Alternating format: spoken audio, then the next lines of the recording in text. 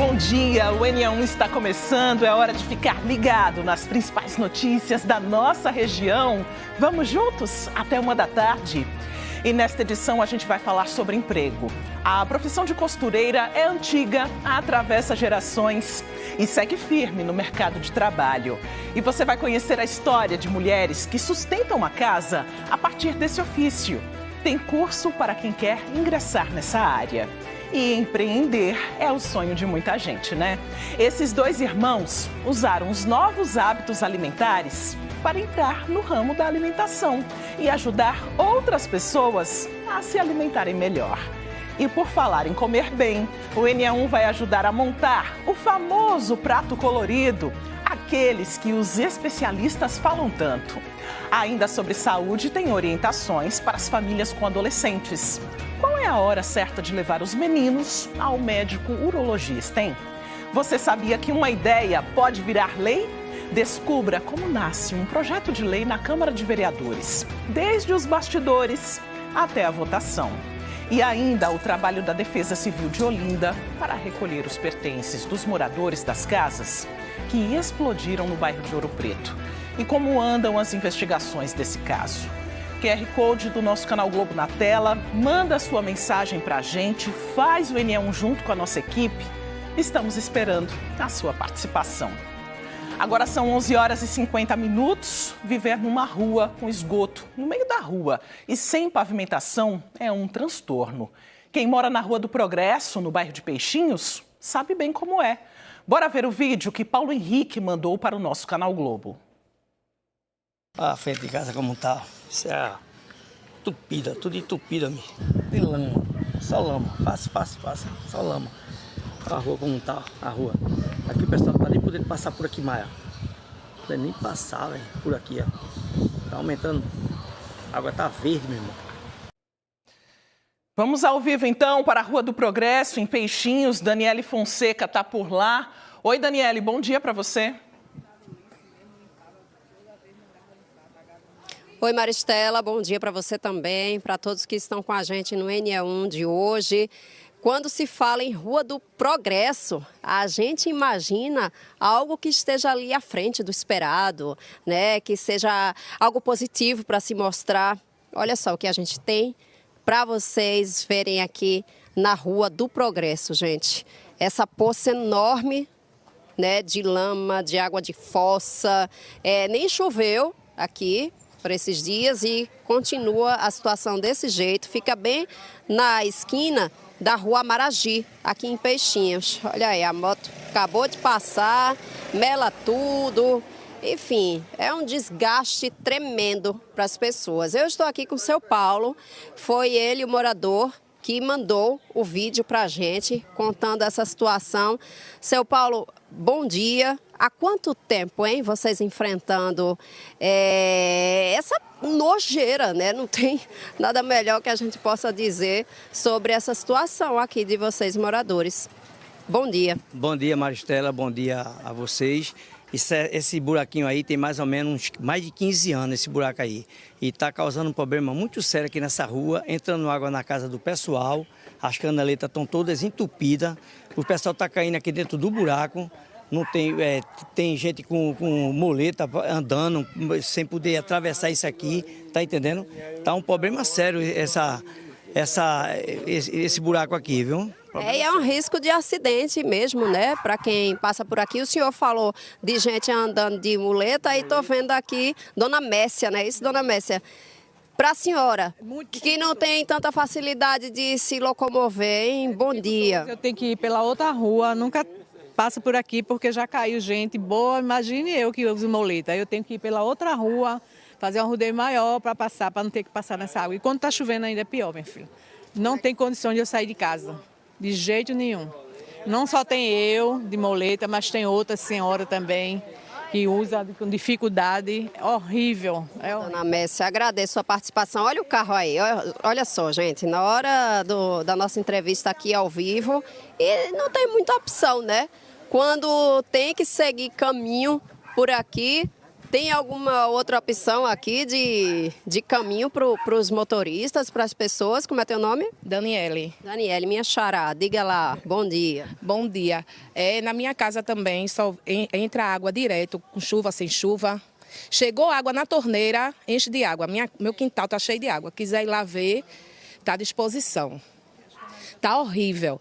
Porque antigamente, há 2, 3 anos atrás, ainda vinham de 6 em 6 meses, 7 em 7 meses, fazer uma limpezinha na canaleta, né? Aí melhorava um pouquinho. Depois não adiantava de nada. Mas ainda dava uma melhora. Mas faz 3 anos que ninguém vem aqui fazer nada. Nada, nada, nada.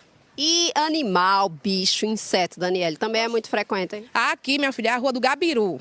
Aqui é cheio de gabirula. A gente tá conversando, tá tomando uma cervejinha, o gabiru vem pra cima da gente. É direto. Ali na esquina mesmo da minha casa, sai de dentro da canaleta, sai de tudo. É muito gabiru. Gente, tá feito aí o apelo de vocês, viu? O depoimento desses moradores, né, que enfrentam aqui esse problema, uma fossa, um esgoto. A gente nem sabe dizer exatamente o que é, mas há 15 anos a situação está desse jeito. Uma vergonha.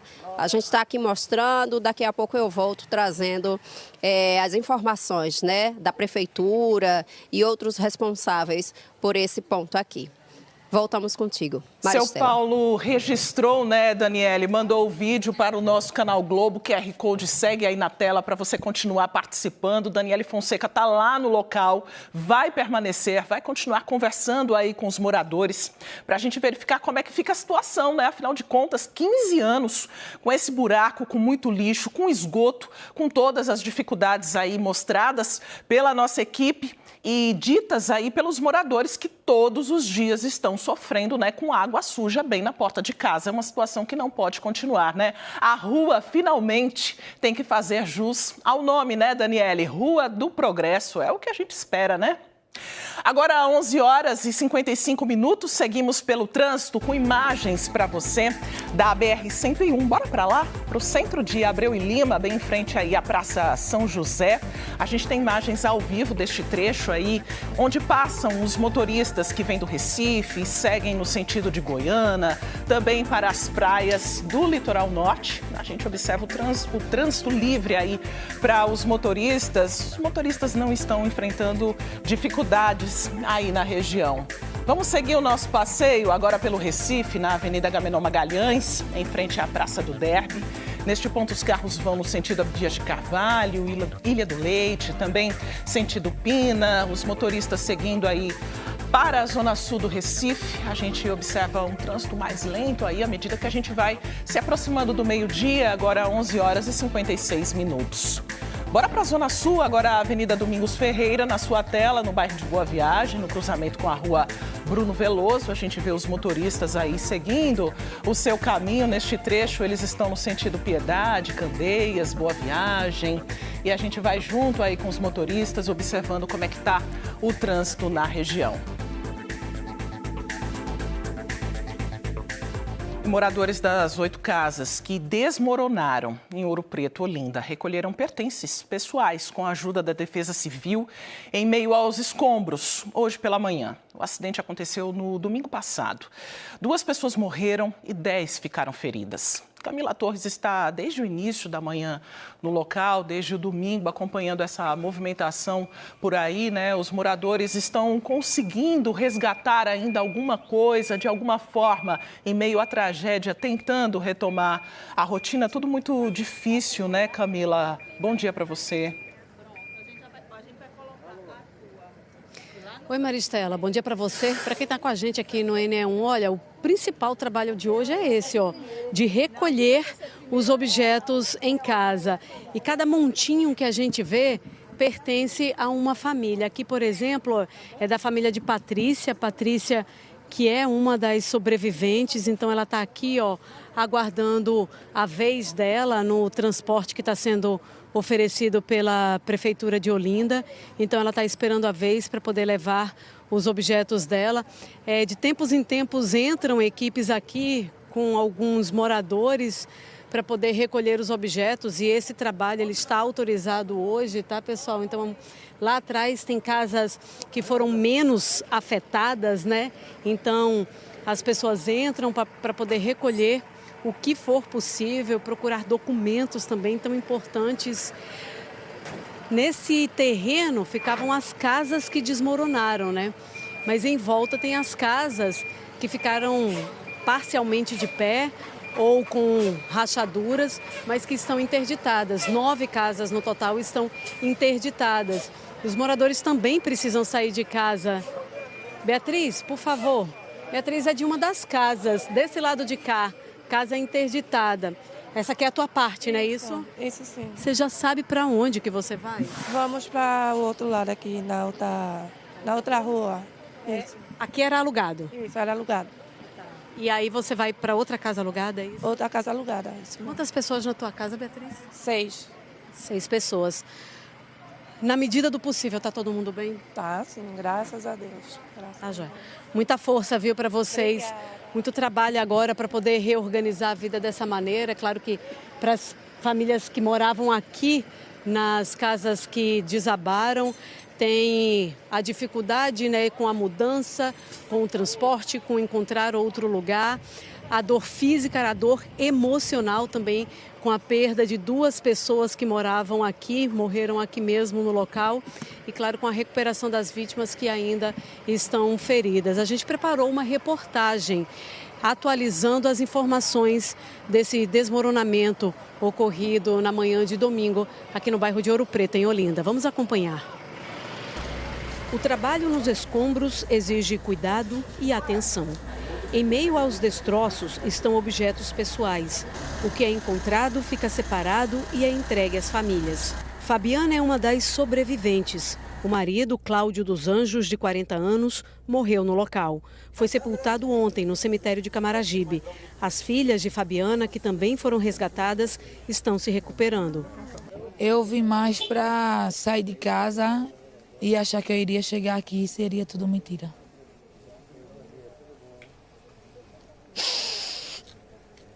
Peritos do Instituto de Criminalística voltaram ao local. Eles buscam sinais do que pode ajudar a esclarecer o que aconteceu. O laudo oficial deve ficar pronto em 30 dias. A Defesa Civil interditou 9 casas em volta. A equipe segue retirando da destruição o que tem valor para as vítimas. A gente vai nas unidades onde tem algum bem das pessoas, das edificações que ficaram em pé, para que a gente auxilie na retirada e possa entregar toda a área sinistrada ao proprietário do imóvel. Hoje é mais os bens que estão dentro de casa, fogão, televisão, essas coisas que são de maior importância para eles e que eles pretendem tirar para levar para esse novo lugar onde eles estão habitando. Esta imagem foi captada pela câmera de uma casa no fim da rua onde houve o desmoronamento. É possível ouvir a explosão e perceber o tremor com o impacto.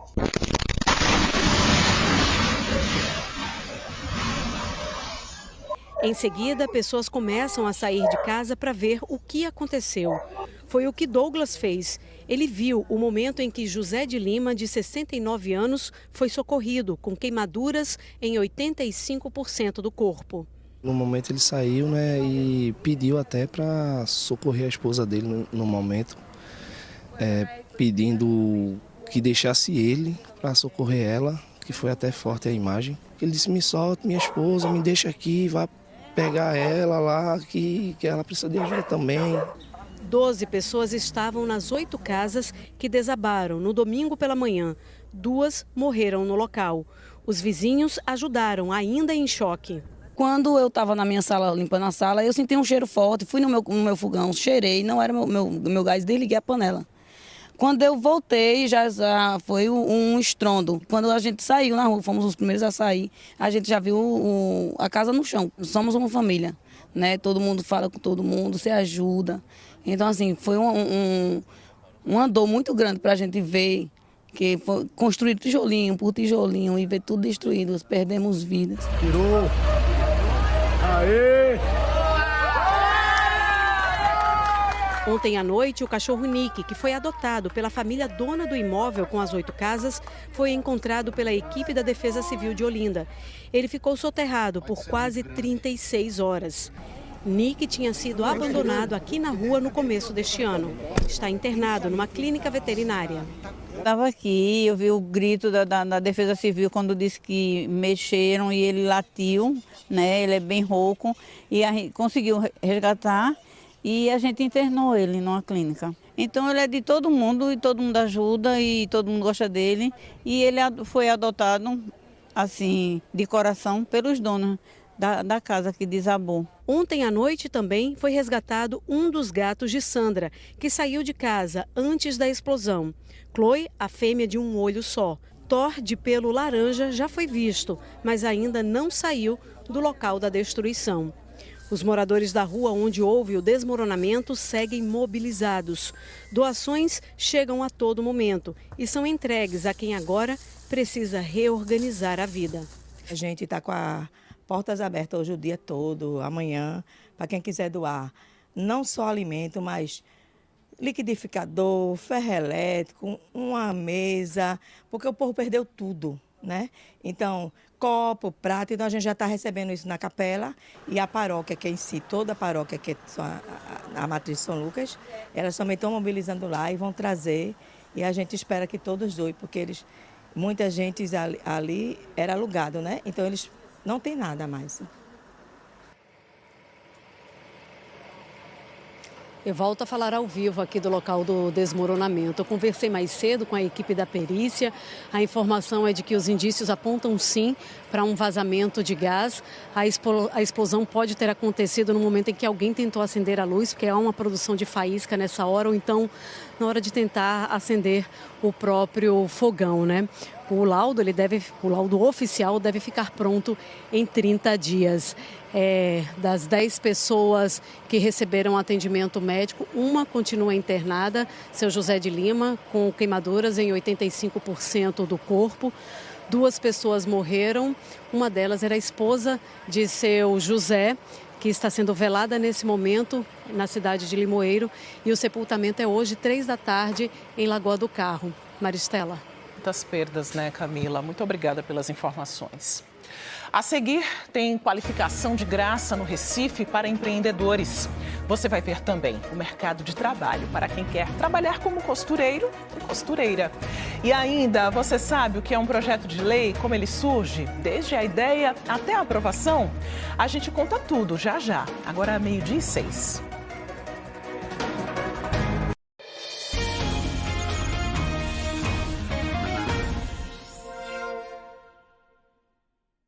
A gente fala agora de oportunidade no mercado de trabalho. O pequeno empreendedor sabe que é preciso ter mais do que dedicação. É necessário ter conhecimento para crescer. Hoje e amanhã tem qualificação e orientação de graça para quem já tem ou planeja começar um negócio. Charliton aprendeu o ofício na cozinha da mãe. Hoje comanda uma lanchonete no bairro da Linha do Tiro, mas quer ir além. Veio até o Compaz Eduardo Campos buscar conhecimento e orientação para fazer o empreendimento crescer.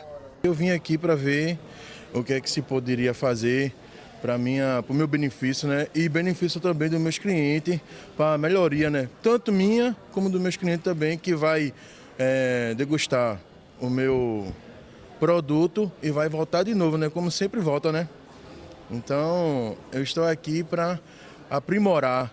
Na Arena Go Recife, ele encontrou o apoio de quem entende do assunto. O aconselhamento que eu trouxe para ele aqui é exatamente, ele como vende pastel, hambúrguer e cachorro-quente, ele tem que ter pelo menos ali 3 produtos, que é o prêmio, né? Hoje todo mundo chama de prêmio, tem que ter um preço ali médio e o mais barato, que aí ele vai atingir aí 3 camadas de cliente, que hoje a gente chama de persona, né? Para ele poder chamar a atenção daquele cliente que está conhecendo, vai para o mais barato, e depois esse cliente que compra hoje o mais barato, amanhã vai estar comprando o prêmio, o mais caro. O Sebrae, o Banco do Nordeste, a FEComércio e outras instituições estão no evento dando consultorias e mostrando caminhos para quem quer empreender.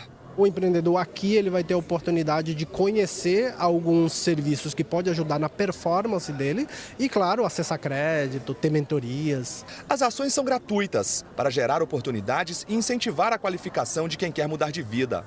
A gente veio com essa Arena Go aqui, focada no empreendedorismo, para dentro da comunidade, aqui dentro do Compaz Eduardo Campos, com o intuito de atingir a pequena e o pequeno empreendedor. Então aqui eles vão chegar, vão poder tirar dúvida, vão querer, claro, se desejarem se regularizar, tirar o MEI. É super importante as orientações acerca do MEI, para impulsionar essas vendas, impulsionar a produção. Então o que é que eu faço para melhorar?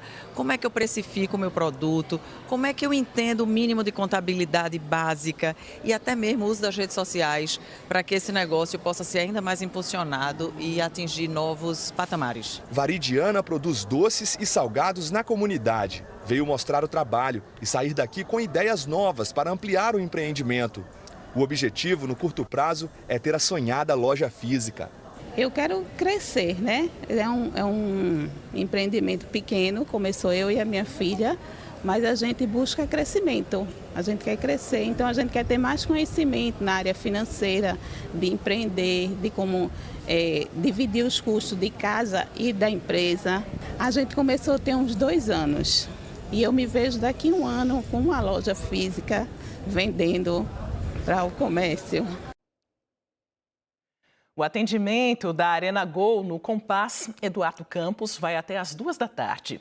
Se você mora ou trabalha perto, ainda dá tempo de participar e pegar orientações sobre empreendedorismo. Amanhã o atendimento é no grau técnico da Avenida Conde da Boa Vista. Começa às 9 da manhã e vai até às 2 da tarde. Além de serviços como orientações sobre empreendedorismo, abertura de crédito, jovem aprendiz, vão ser oferecidos serviços voltados também à saúde da mulher. São as atividades que fazem parte das ações do Outubro Rosa, com atendimentos e orientações de autocuidado. A profissão de costureira, costureiro, é uma das mais antigas do mundo. Um trabalho cheio de histórias para contar, mas que também se renova. Quem nunca precisou de um serviço de costura para ajustar uma roupa ou até mesmo criar um look cheio de estilo? Agora você vai conhecer 2 gerações de costureiras que diariamente garantem o sustento em meio aos tecidos. As 2 são prova de que costurar vai muito além de usar uma agulha ou operar uma máquina. Costura é arte e exige muito talento. Tudo neste ateliê já foi um sonho e Daci desejou realizar durante muito tempo. Aos 66 anos, ela já trabalhou como CLT em várias áreas. Lavanderia, lojas de shopping, de roupas de festa.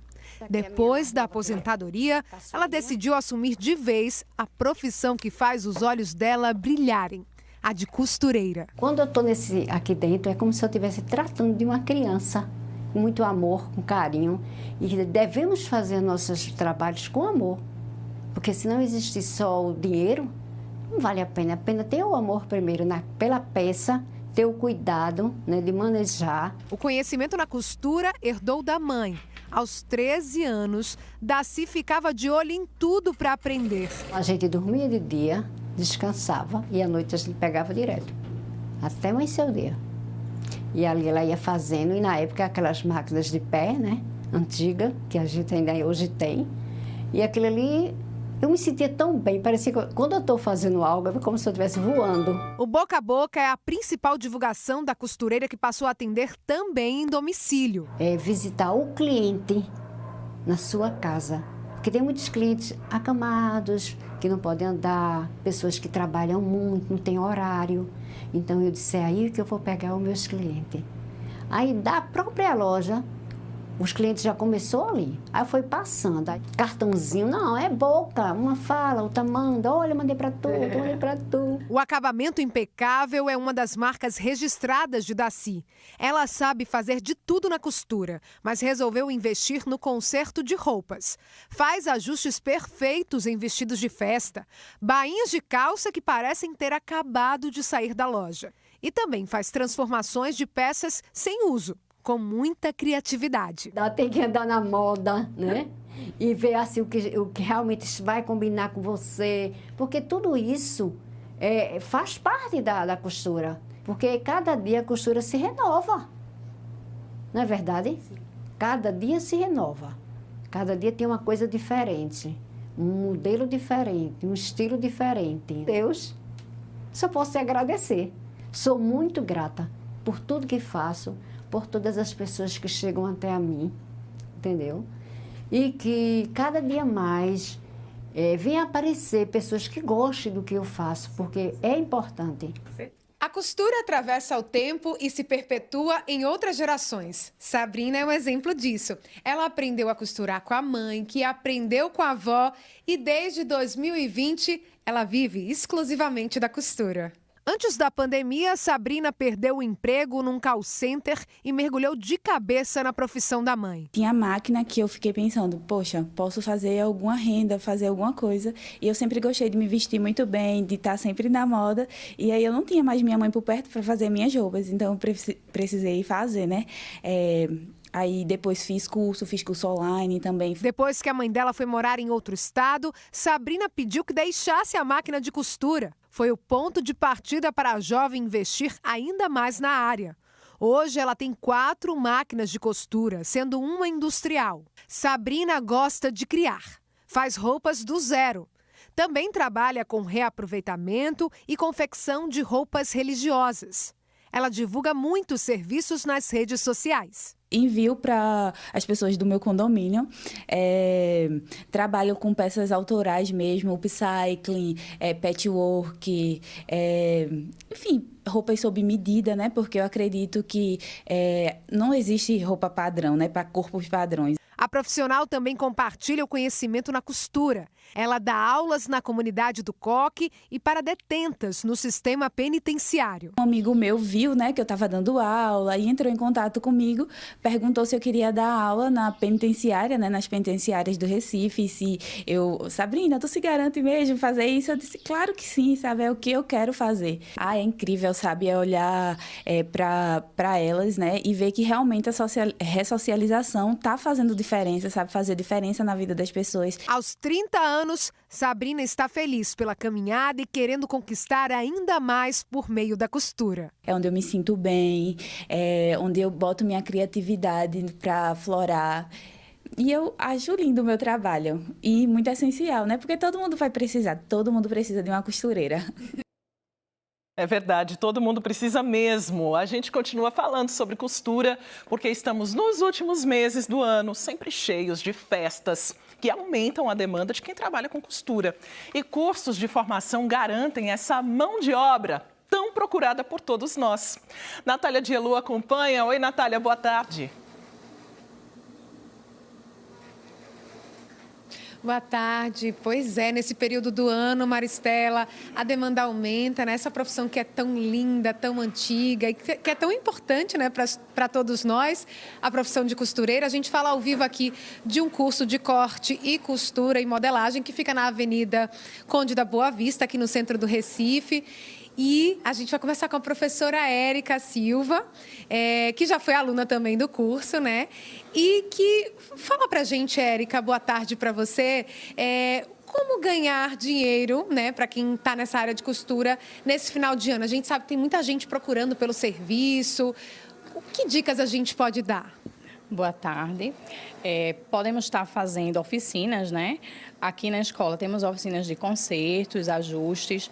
Para quem já é costureira, pode estar fazendo parcerias com lojas do seu bairro para fazer ajuste das peças vendidas. Aqui a gente tem vários cursos. O curso de costura básica é o mais procurado. Cursos que vai 6 meses, 2 horas de aula, 1 vez por semana.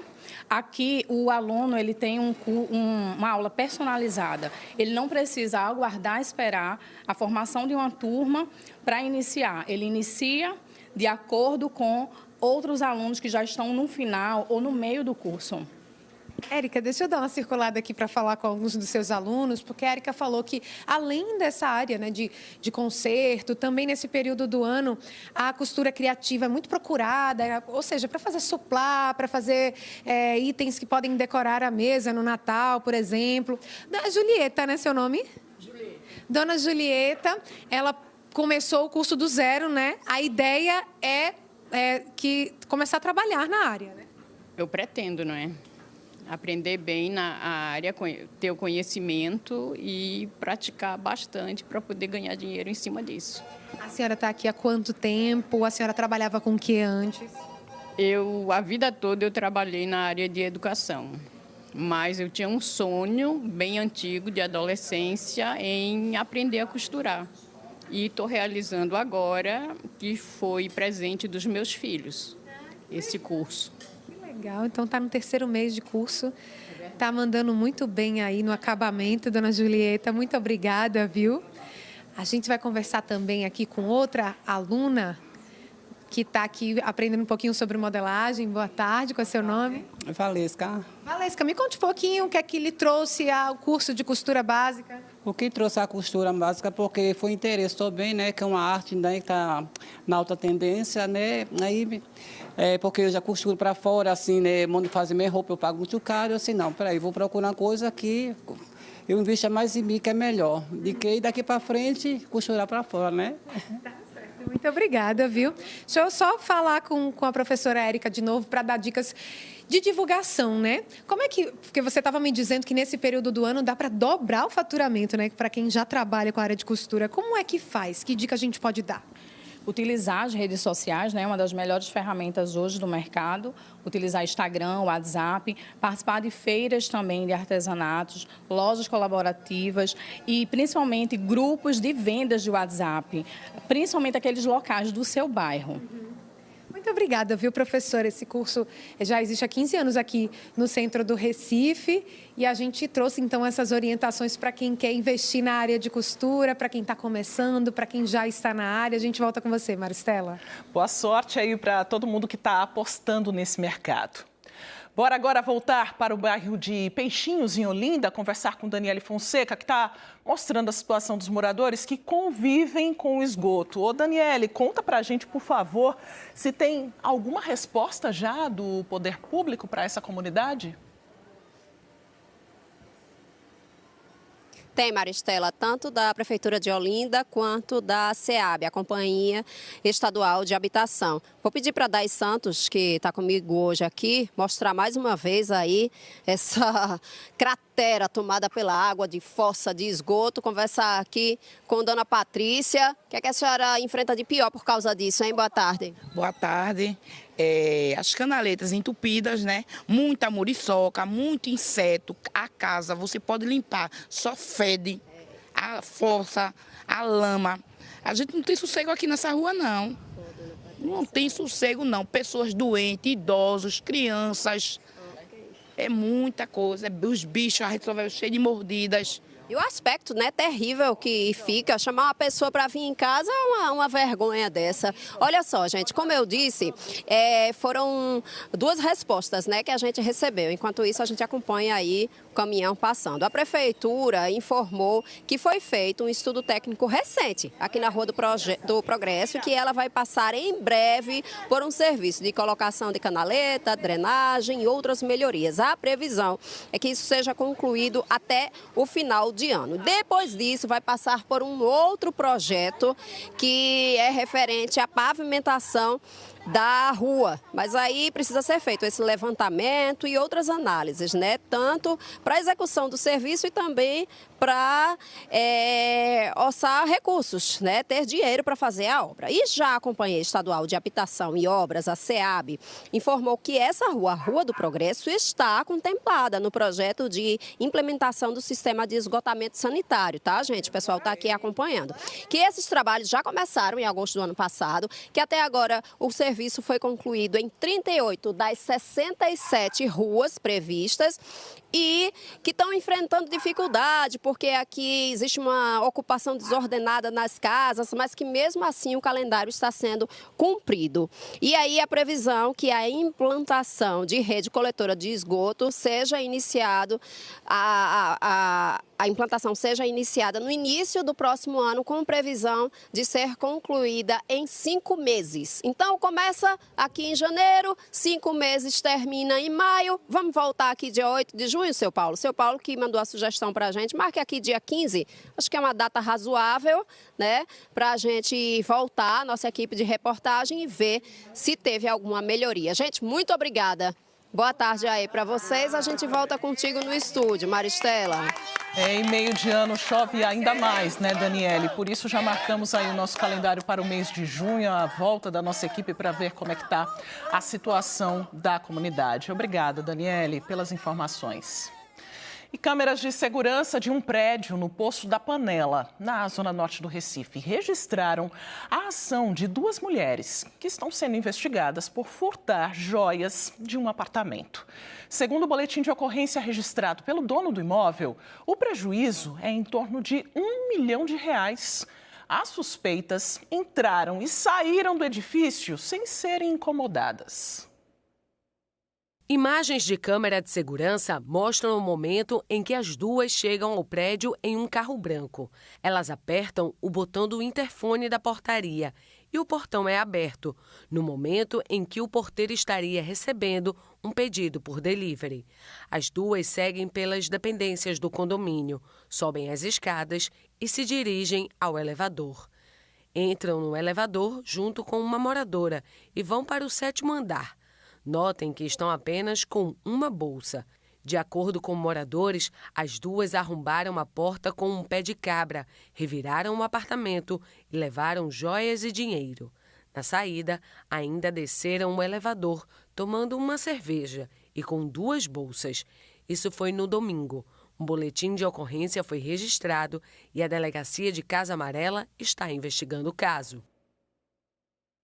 Um mutirão vai devolver cerca de 1.500 celulares levados em situações de roubo, furto ou extravio. Veja os detalhes de como os aparelhos foram recuperados e como a devolução está sendo feita. Através dos 2 programas, tanto o Alerta Celular quanto o Recupera, esses celulares foram recuperados, vieram para as delegacias. Então, com isso, a gente selecionou, conseguiu localizar os seus verdadeiros donos. Eles foram intimados a comparecer na data de hoje em forma de mutirão para receber seus aparelhos. Mas eu quero ressaltar que há outros aparelhos ainda de pessoas que ainda não conseguiram ser intimadas, mas que também estão aptos para devolução. A primeira tentativa é uma intimação via WhatsApp, que é mais rápida, economiza tempo e caso a gente não consiga essa intimação via WhatsApp, aí haverá uma intimação formal por escrito, um policial tentando localizar o cidadão em sua residência. Mas qualquer tipo de informação ou intimação que você receba via WhatsApp, se você tiver dúvida, pode procurar a delegacia para confirmar aquelas informações. É bem importante que as pessoas, assim que adquirirem o seu aparelho celular, de posse dos dados dele, e-mail, façam o seu cadastro no programa Alerta Celular da SDS, porque todo o cadastro vai ficar lá e se seu celular for roubado, furtado, extraviado,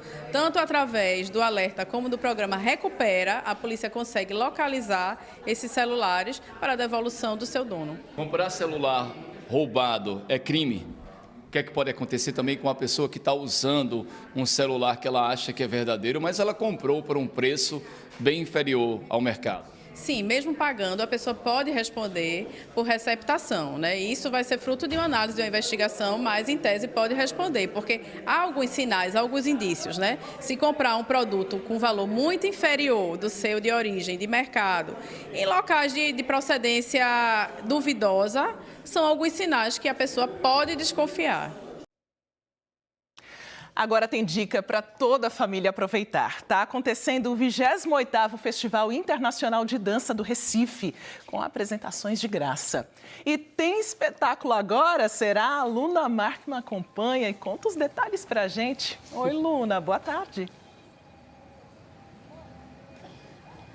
Oi, Maristela, boa tarde para você e a todos. Até domingo, o 28º Festival Internacional de Dança do Recife vai ocupar diversos espaços da cidade, inclusive praças, que é o que está acontecendo agora aqui na Praça do Derby, no centro do Recife, uma performance chamada Memória do Mundo, inspirada no livro O Tempo das Lebres, do professor de filosofia da Universidade Federal Rural de Pernambuco, José Antônio Feitosa Apolinário.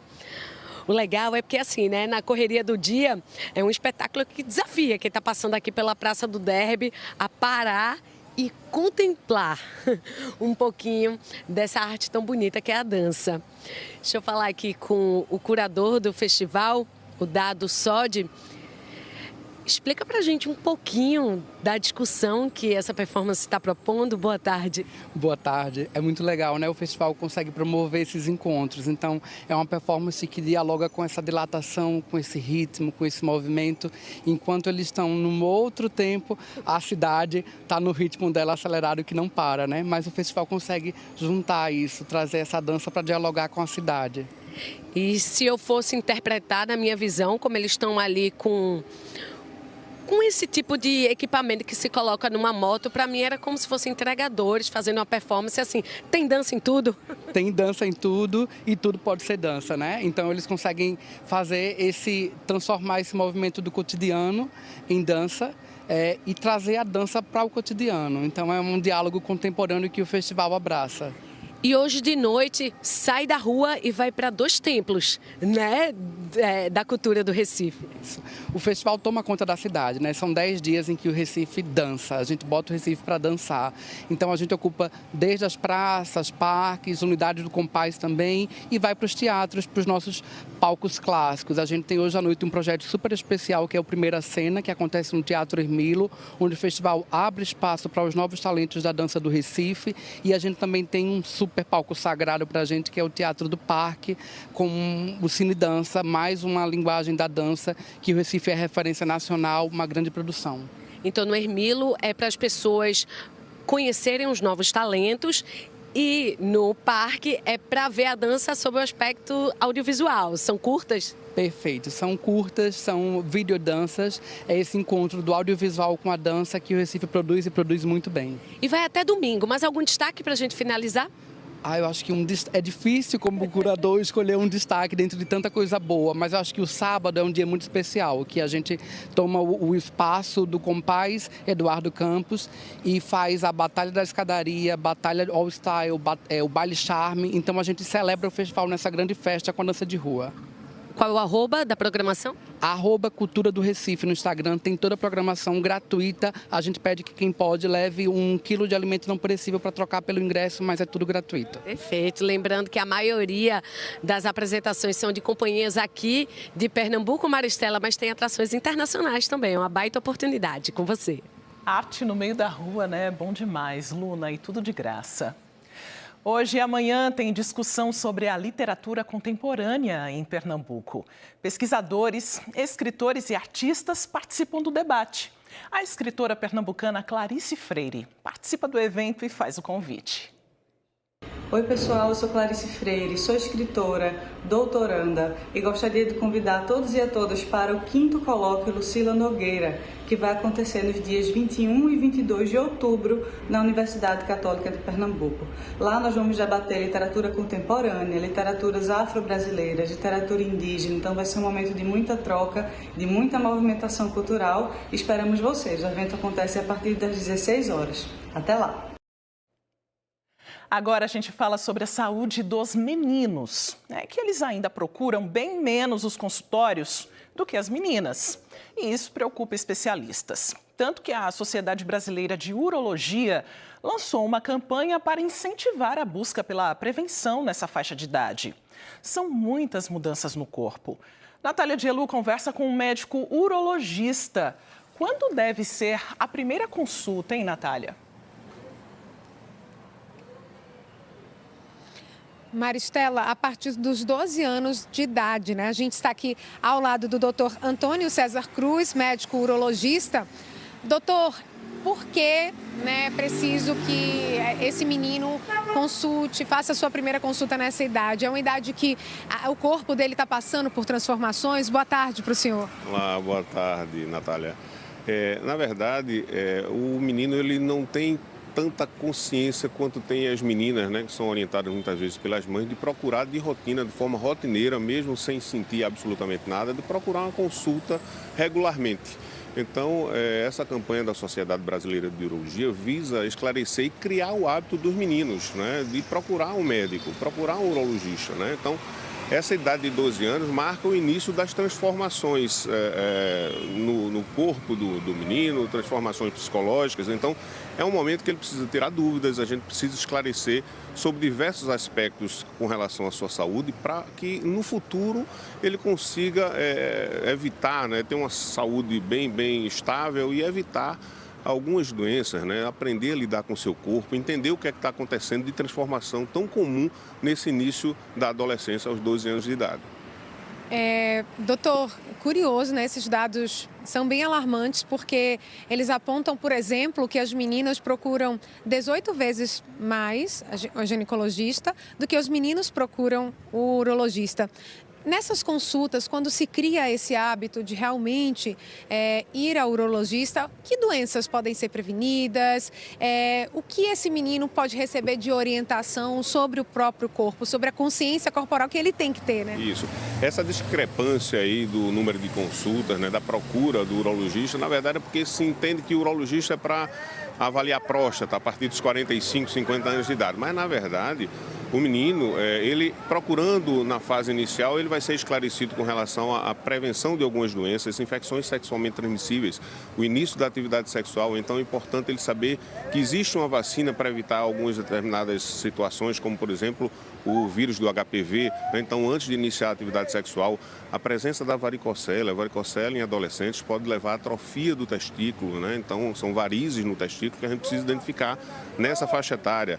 Tumores testiculares, eles são muito mais comuns no início da adolescência, aí, a partir dos 12, 15 anos de idade e vai até os 30 anos, 35. Então, ele fazer um autoexame. Então, o urologista vai ensiná-lo a fazer um autoexame testicular para que ele possa identificar uma possível tumoração no testículo para se tratar em tempo. Então, fimose também, né? Fimose também, extremamente frequente.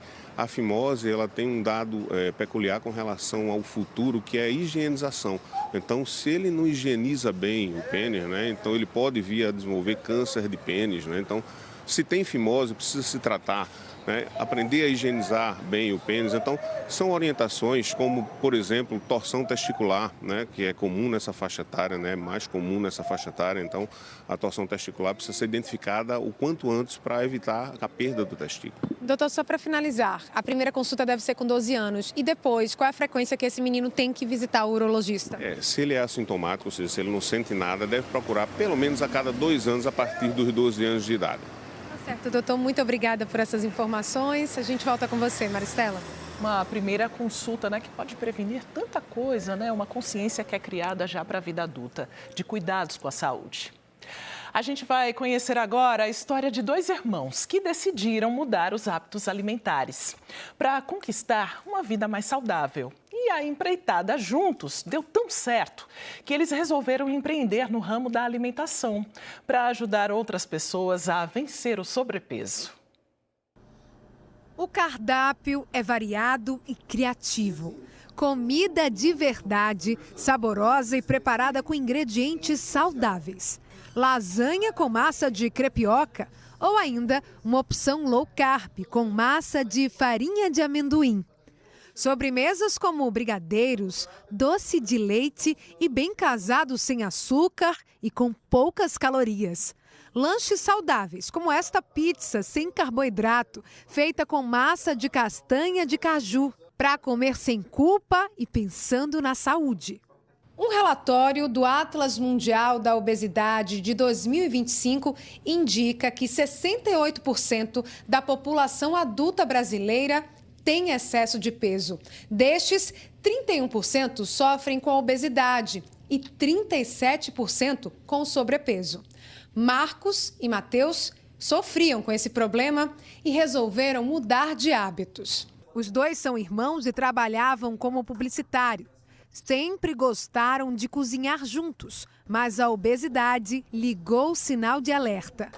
Marcos foi o primeiro a decidir mudar de vida. Muito tempo brigando contra a balança, né? Eu e meu irmão, a gente gostava muito de cozinhar junto e fomos engordando, né? E ganhando os quilos e tudo. E naquele negócio, sempre que dava engordada, né? A gente, vamos fazer uma dieta agora, né? Surgiu uma dieta nova, vamos fazer, né? E toda vez era aquele sacrifício, né?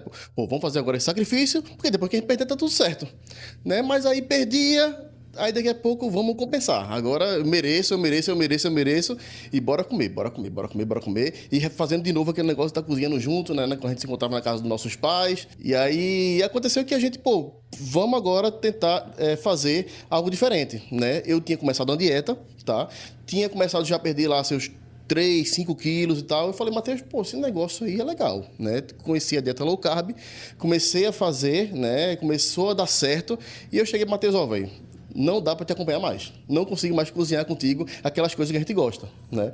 Dá pra gente fazer e adaptar aquelas coisas que a gente gosta de cozinhar junto para uma versão saudável. Tá aqui os ingredientes que eu posso comer na low carb. Bora ver. Depois de transformar o estilo de vida, Marcos emagreceu 23 quilos e Matheus 19 quilos. A vida saudável virou uma oportunidade de negócio. Matheus fez o curso de gastronomia e mergulhou de cabeça na ideia de empreender com comidas saudáveis. Ele é o chefe de cozinha da marca criada pela família. A gente se preocupou muito com a qualidade até chegar ao consumo final do cliente, né, em todos os aspectos. A questão de que tem que estar equiparado também com a qualidade do produto, em sabor, em aroma, em textura, que isso assim, a gente vende comida, então isso aí já é a nossa obrigação. Os alimentos passam por um rigoroso processo de qualidade. São padronizados no peso e colocados em embalagens BPA-free, que permitem que o alimento seja aquecido sem a liberação de substâncias tóxicas. Depois, as marmitas fit são ultracongeladas, uma tecnologia que permite que os alimentos mantenham as mesmas características e o sabor ao serem aquecidos no micro-ondas, por exemplo. As pessoas passaram a marmitar, de fato, né, as comidas saudáveis, e aí eu me vi no momento que eu poderia entregar às pessoas a oportunidade de perceber que a alimentação saudável pode ser um grande prazer se a pessoa nem perceber que está fazendo dieta. As marmitas saudáveis custam, em média, R$ 25 e são vendidas pela internet, em aplicativos de entrega de comida e na plataforma da empresa, que hoje tem sede própria no bairro de Santo Amaro, a área central do Recife. O pai, Ronald, entrou no projeto com os filhos. Juntos, eles já conseguiram expandir a empresa, que começou pequenininha, para outros 2 estados, Paraíba e Ceará. Você não tem que ter medo de crescer, tá certo? Se você errar, faz parte. Errar faz parte, tá certo, desse crescimento. Uma boa alimentação é bem importante, né? Isso todo mundo sabe. Mas criar um prato saudável na correria do dia a dia é um desafio. A gente viu como os 2 irmãos, Marcos e Matheus, conseguiram virar essa chave. E a gente foi em busca de dicas para quem está interessado em comer bem. Falam muito de um prato colorido como forma de equilibrar os nutrientes. Bora saber tudo com a ajuda de uma nutricionista que está com o Joab Alves, né, Joab? O pessoal já se preparando para almoçar por aí, né? Boa tarde para você. Muito boa tarde, Maristela. 12h44 é justamente esse horário que muita gente aí se prepara para almoçar. A gente está aqui nesse restaurante que fica no bairro de São José. Eu vou pedir licença para a gente virar aqui a tela. Olha só, o pessoal almoçando. Já até estava conversando com eles que não está nada colorido esse prato. O pessoal tem que colocar mais um pouquinho de verdura. Obrigado, gente, pela participação. Ali está o seu Juscelino. Aqui a gente vê aqui, ó, essa parte tem feijão, tem linguiça, carne de boi. Seu Juscelino, os seus clientes, quando montam aqui o prato, o que é que eles fazem? O que é que eles procuram aqui? Colocam verdura, carne? Joab, eles, os dois, né? Isso gosta bastante de carne, mas também eles aproveitam a nossa salada. Aproveita-se a salada. O senhor nota que se esse prato é bem colorido, o pessoal não costuma colocar muito? Não, a quantidade é bastante abençoada, né, Joab? Mas eles fazem uma variação, beleza, né? Eles variam a carne. Show de bola. Obrigado, aqui eu vou conversar com a nutricionista, mas já estou vendo aqui o prato do amigo, aqui ó, a gente vê o laranja da cenoura, tem tomate também, bom apetite, viu meu amigo? Pedrito Albuquerque, nutricionista, está aqui nos esperando, bem-vindo aqui ao NE1. Vamos falar sobre esse colorido no prato. Qual a importância a gente, na hora do almoço, estar bem colorido ali o nosso prato? Perfeito. A recomendação é que pelo menos 50% do prato do almoço, Joab, ele seja composto de vegetais, entre crus e cozidos. Pelo menos 3 a 5 cores, porque cada cor traz um um benefício diferente para a nossa saúde. De uma forma geral, esse grupo de alimentos são ricos em vitaminas, minerais, fibras, que tem essa associação direta com o bom funcionamento do intestino. Mas cada cor tem um benefício particular. Já que você está falando de cor, vamos falar sobre a primeira, a cor verde. A cor verde encontrada em alimentos como alface, o pepino, brócolis, couve, tem a presença forte da clorofila, que tem como benefício direto formação, né, de glóbulos vermelhos nas nossas células sanguíneas. Também tem uma função hepática importante, ajuda o corpo a desintoxicar. Então, cada cor ela tem relação direta com um órgão específico do nosso corpo. Vamos falar agora da cor vermelha. Perfeito. A cor vermelha a gente vai encontrar na hora do almoço na beterraba, na melancia, goiaba, tomate. E esse grupo de alimentos tem a presença forte das antocianinas, né, do licopeno, com benefício direto da saúde cardiovascular. E um destaque, Joab, o licopeno é um composto funcional que tem relação direta também com o câncer de mama. É um fator protetor, já que a gente está no Outubro Rosa, vale também essa orientação. Vamos falar agora das cores laranja e amarelo, que também a gente sempre procura ali no almoço colocar ali no prato. E facilmente encontramos, tanto em vegetais como a cenoura, a abóbora, mas também em frutas, como o abacaxi, a laranja, que podem estar compondo essa refeição do almoço. Os grandes benefícios desse grupo está relacionado à presença dos carotenoides, que dão essa cor, e tem como função principal proteger o sistema imunológico e também pele, cabelo, unhas. Então vamos para a gente finalizar aqui a cor roxa e azul, né? Que também a gente encontra principalmente em frutas. Perfeito. A cor roxa a gente vai encontrar em uvas, morango. Na hora do almoço elas estão presentes também na beterraba, cebola roxa, repolho roxo. E tem função direta com benefícios cardiovasculares e também na melhora da circulação, né? O composto que dá essa cor são os compostos fenólicos e também as antocianinas. Perfeito, bem explicadinho. Pedrita, muito obrigado aqui pela participação com a gente. Então fica essa dica, né, gente? Porque no momento do almoço é muito importante o prato estar bem colorido para aí a gente comer todos esses nutrientes que no nosso dia a dia. Muito obrigado, Pedrita, e também a seu Juscelino, que participou aqui com a gente. Eu volto com você no estúdio, viu, Maristela? Então aproveita, Joab, que é hora do almoço, já faz o teu prato colorido por aí também. A seguir, a gente vai acompanhar uma reportagem sobre o que é um projeto de lei. Você sabe como ele surge? Existe um caminho, desde a ideia até a aprovação. Ficou curioso? Segura só um pouquinho, que a gente volta já com essa história para você. Agora é 12h48.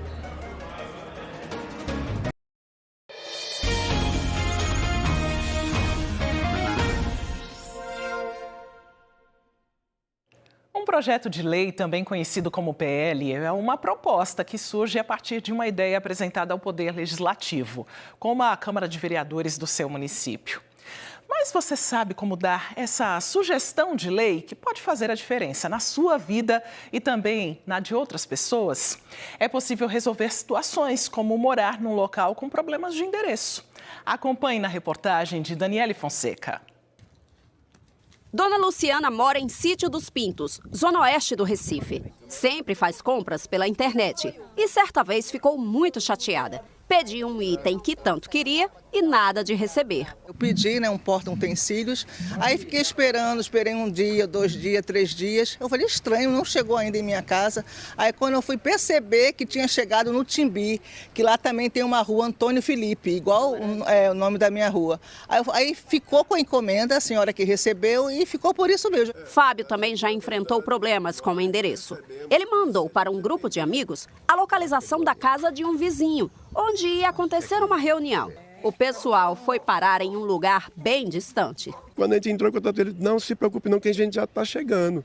A gente já está na esquina. Eu fiz, aonde? Aí quando ele mandou a localização dele, eu fiz, não, você está em Camaragibe, né? Você já passou muito. Aí mais um tempão para ele voltar, eu tive que abrir o aplicativo, o Google mesmo, o mapa, para tirar um print da casa de Paulo, para mandar para eles se situarem onde era. Situações como essas têm acontecido com moradores da rua Antônio Felipe, em Sítio dos Pintos. Nas contas, faturas e outras correspondências aparece o nome correto. E, de acordo com a vizinhança, elas são entregues direitinho pelos Correios. Mas, de acordo com as famílias, de uns 2 anos para cá, o endereço não está sendo mais reconhecido nas plataformas de mapeamento, tipo o Google Maps, Waze, nem pelos de transportes de aplicativo. Quando é digitado Rua Antônio Felipe, Sítio dos Pintos, automaticamente o aplicativo direciona para uma rua de mesmo nome, porém num bairro de Camaragibe, na região metropolitana. Eu estava no centro do Recife e peguei um táxi. E eu coloquei Antônio Felipe e o taxista me levou para Camaragibe. Eu disse, amigo, eu moro a 100 metros da Rural. Não, aqui diz que o senhor mora em Camaragibe. E eu digo, então faz o seguinte, tu para o carro, eu vou descer e tu vai sozinho. Não, senhor, que é isso? Aí ele fez a volta e veio para cá. Aí eu comecei a me deparar com uma outra realidade que eu desconhecia. É que esse nome não existia. Agora, quando querem localizar o endereço por dispositivos eletrônicos, em vez do nome da rua, precisam colocar um código, que significa sem denominação, SD, seguido de um número. SD 7199. Nós tomamos conhecimento, sofrendo, minha esposa sofrendo, pedia mercadoria, a mercadoria não chegava. E aí foi quando nós fomos orientados por alguns moradores daqui que teria que colocar esse código. O pessoal fez um abaixo-assinado e entregou a um vereador, para que agora o nome da via seja alterado para um que tenha mais proximidade e pertencimento com os moradores. Primeira travessa da Avenida Luiz Antônio de Araújo. Porque assim que você entra, é a primeira travessa. Então, assim, é uma referência a avenida, então, para acabar de vez esse problema. O pedido da comunidade se transformou em um projeto de lei aqui na Câmara de Vereadores do Recife. São muitas e variadas necessidades dos moradores de um município que acabam seguindo esse mesmo caminho. A partir de um desejo deles, pode ser criada uma lei. De acordo com o presidente da Câmara, Romerinho Jatobá, o primeiro passo é procurar o gabinete de um dos vereadores. Pode ser presencialmente. O ideal é fazer um agendamento. A partir disso, o parlamentar precisa submeter aquela demanda a alguns critérios. O vereador ele vai analisar aquela situação, vai ver se tem fundamento. Tendo fundamento, ele apresenta um projeto de lei no nosso legislativo aqui da Câmara Municipal.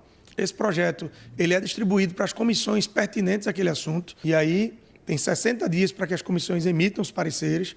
Após isso, o presidente coloca em votação no plenário da Câmara. A votação do projeto de lei acontece durante uma reunião ordinária, realizada dentro do plenário da Câmara de Vereadores do Recife. Tem 3 tipos de votação: uma votação de maioria simples, uma votação de maioria absoluta, que vai precisar ter 19 votos dos vereadores, ou uma maioria de 3/5, que aí precisa ter 23 votos.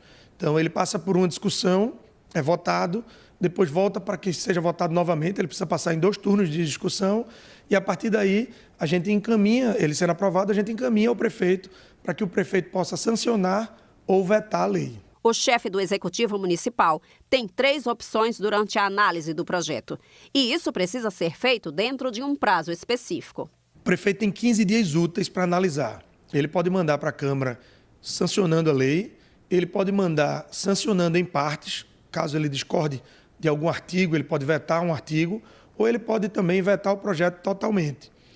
Acontecendo o veto, o projeto volta para a Câmara analisa o veto, né, e aí pode concordar com o veto e manter o veto ao projeto, ou pode derrubar o veto e, mesmo com o veto do prefeito, virar lei.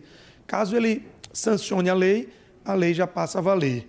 Caso ele sancione em parte, ele vete algum artigo, também volta para que a gente analise o veto. E passados 15 dias úteis e o prefeito não se posicione, volta para a Câmara promulgar e vira lei. O presidente da Câmara explicou que o objetivo é trazer melhorias e fazer valer o direito dos cidadãos. Eu apresentei um projeto de lei que obriga as farmácias a terem uma lista de medicamentos em braille, né, para que as pessoas com deficiência visual possam ter acesso àquelas medicações, sabendo o que é que está sendo comprado. Então, surgem daqui da Câmara vários projetos que impactam na vida do cidadão recifense, e que são apresentados e discutidos por essa casa. Agradeço demais a sua companhia e participação. O NE1, claro, volta amanhã. Você pode rever e compartilhar as reportagens a qualquer hora no Globoplay. Uma ótima tarde para você. Fique agora com o Globo Esporte.